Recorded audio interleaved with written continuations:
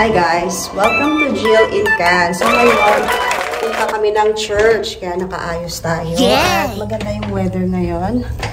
Yan. Sa car na sila. Ako na lang naantay. Wait.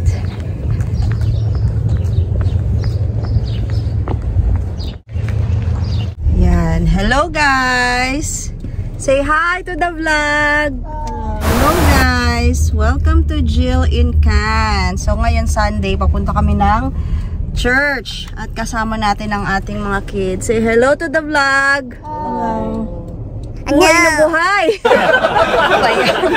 My love, say hi! Hello! Hi! Yan. So ngayon punta kami ng church ngayon, Sunday. At napakaganda ng weather niya. Ilang degrees ba ngayon? Minus 15? A few moments later. Ngayon ay minus 5 na lang. Kanina umaga minus 15. So ngayon minus 5. Mamayang hapon ay wala nang minus. Positive na siya. So February pa lang ngayon. At yan nga, parang may maaga tayong ano ngayon early spring, sabi nga nila, based doon sa greyhound dogs ba yun? Wag na nga lang yun. Yan. So early yung spring talaga natin ngayon kasi talagang wala nang snow, natutunaw na yung snow dito sa Edmonton, Alberta. So meron pa ring parts ng Canada na maraming snow, like sa Nova Scotia ay maraming snow. Yun guys. So ngayon ay dito tayo mag-usap sa car. Yan. So dahil nandito yung mga kids ko, naalala ko yung yung sa school nila, gusto kong i-share sa inyo yung mga essential things or essential documents, mga records na kailangan dalhin kung meron kayong mga anak na isasama dito sa Canada.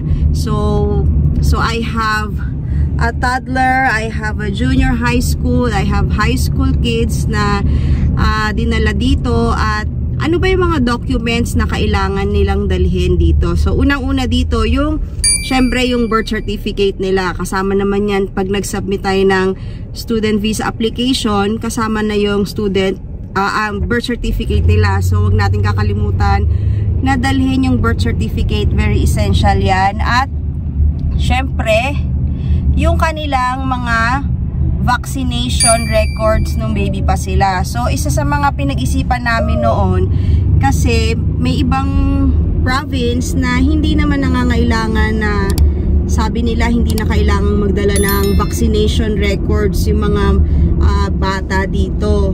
Pero, napaka-important pala nun dito. Kasi pagdating dito, especially yung mga nasa grade school na grades 1 up to grade 12,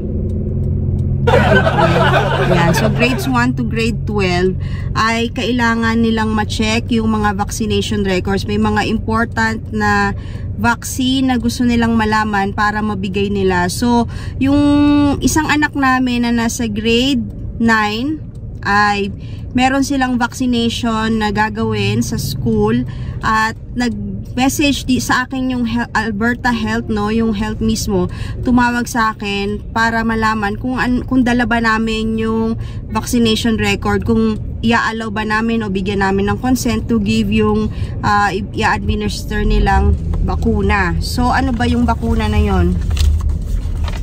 Ayan, so yung meron dito. So nakita ko dun sa record ng anak ko, nung baby book niya, nakita ko dun, nagkaroon na siya ng DTaP. So meron tayong, sa Philippines, meron dun hanggang 2 years old, nag-a-administer, may mga pang-booster na DTaP, MMR. So ganyan. Pero nung hindi namin sinain yung consent noon, kasi sabi namin meron na, pero gusto pa rin nilang makita yung record na yon. So dahil nga kailangan makita nila yung record na yon para malaman nila kung anong klase yun, kasi marami yun, may booster 1, 2, and 3 yung bakuna. So ang ginawa ko ay pinakita namin sa kanila yung baby book at nalaman nila na kailangan pa rin i-administer ng DTaP at MMR. ba? Oo. So, Drive ako. okay, nagda-drive siya. Binigyan kami ng yung DTaP is yung diphtheria, tetanus, pertussis, polio. So, yun yung mga vaccine na yun. So, ito yung natanggap naming letter. Actually, madami yan. Tapos, may consent doon kung i-allow natin. So, syempre, sa Philippines, yung mga bawat bakuna, binabayaran natin. Dito, free naman. Kaya syempre, nag-sign na rin kami ng consent. And, based dun sa baby book, so, nalaman din nila na meron pa silang ibang vaccine na Canadian standard na wala sa Philippines. So, katulad ng, in addition to that, na matatanggap niya yung MMR na booster at yung DTaP, ayun, yung varicella vaccine. Varicella, ito yung, it protects against the chicken pox. So, meron din siya nun, kaya lang, hindi na, kasi dahil nga, ilang taon na ba siya ngayon? Ilang taon ka na ba, Bianca? 14. So, 14. So, kailangan ng booster. Tapos, yung HPV, hepatitis B vaccine at human papilloma virus or HPV-9 vaccine. Ayan, HPV-9 vaccine. So, ito yung mga matatanggap niyang vaccine. Ilan to? 1, 2, 3, 4, 5. Yan. So, meron siyang 5 bakuna ibibigay sa kanya ng Alberta Health dito. So, yan yung next week matatanggap niya ay for free. Yan. So, kailangan nga natin madala yung ating mga baby book. So, kahit sabihin natin na matagal na yon, maliit pa sila, baby pa yon, pero importante yung records dito na yan para sa ma-update yung mga vaccine kasi meron silang Canadian standard para sa health dito ng mga vaccines. Yan. So, ano na din yan, for protection na rin ng mga anak ninyo guys. So, yung grade 8 ko ay ganun din, pero hindi pa ngayon, next year pa siya. Pero yung grade 11 and 12 so far, hindi pa naman kami hinihingian ng baby book na record, no? So, hindi ko alam kung kailan nila hihingiin yon. So, yan yung mga important na documents or mga record ng ating mga anak na kailangan nating dalhin. At isa pa ay yung school, yung pinakahuling ano nila, report card. So, ito ay bago ako nagpunta dito, akala ko, katulad sa Philippines, pag nagta-transfer tayo ng school, nagre-request pa tayo ng good moral, yung mga, ano ba yan, transfer credentials. So, dito, hindi na nila kailangan yun, guys. Hindi na nila hinihingi yun. Ang hihingiin lang nila ay yung latest o yung pinaka-recent na report card. So, yun lang yung hihingiin nila. Pero kung gusto nyo pa rin kumuha ng mga ganon, for your peace of mind or para ma-make sure nyo lang na wala na kayong babalikan sa Philippines, pwede nyo naman kunin kasi kinuha ko yung mga ganun guys eh. Tapos syempre, yung mga ibang items na gusto nyo lang dalhin nyo yung mga diploma ng mga anak nyo, yung mga award, certificate, mga ganyan. Syempre for memories din yun, for record keeping ninyo yan. At ano pa yung mga pwedeng dalhin nila? Ano pa ba? Good drive ako. A few moments later. So, meron na tayong birth certificate, yung baby book, at yung report card. Yan. Tapos guys, if ever naman nandito na kayo tapos nakalimutan nyo, hindi naman sila ganun ka-strict na ay kailangan hard copy po yung kailangan namin kasi usually mostly talagang puro online naman yung mga usapan dito on yung transaction kahit mag-submit ka ng mga documents. Tapos yung baby book, hindi naman nila kailangan kunin yung book na yon. Ipapa-photocopy lang nila yon or kung meron kang digital form ay acceptable na din yon. Basta make sure na yung baby book na yon ay talaga sa particular child ninyo na hindi sila magkapalit-palit ng baby book guys. Kasi sa akin 4 yung baby book ko eh. Actually 5 pero yung kay Celestia kasi bago pa yon.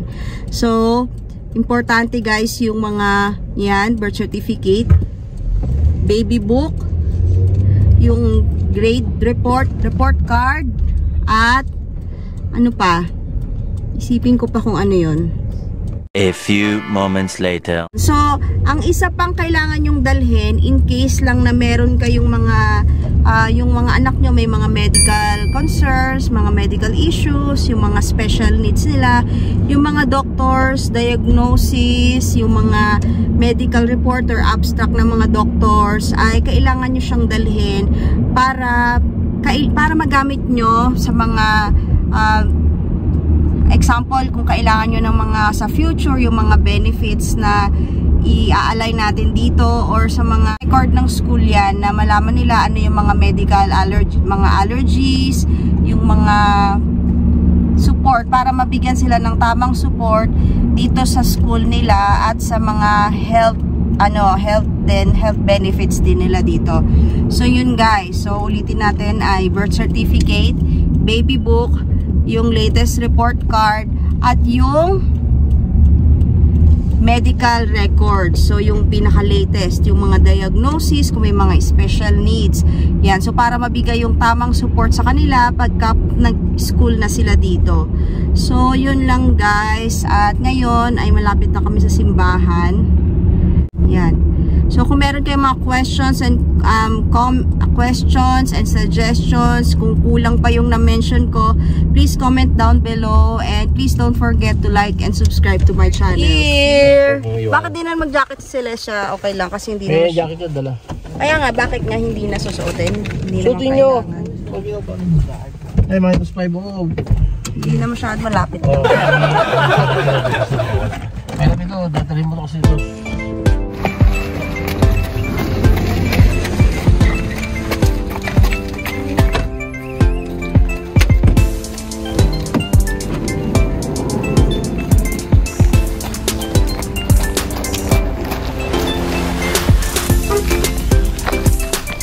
A few moments later. Tapos muna kami ni Celestia, magpapalamig. So malamig, no? Yan. So guys, may nakalimutan akong isang sabihin na isa pang kulang ay yung baptismal records. So if ever you are interested or mas prefer nyo na enroll sa Catholic school ang inyong anak and not in a public school, you have to bring their baptismal record, or ang requirements dito ay at least one of the parents or one of the parent is a Catholic. Yan. So kailangan nyo yun guys. Yun lang. Let's walk lang. Let's walk. Walk back. Bye. Come here.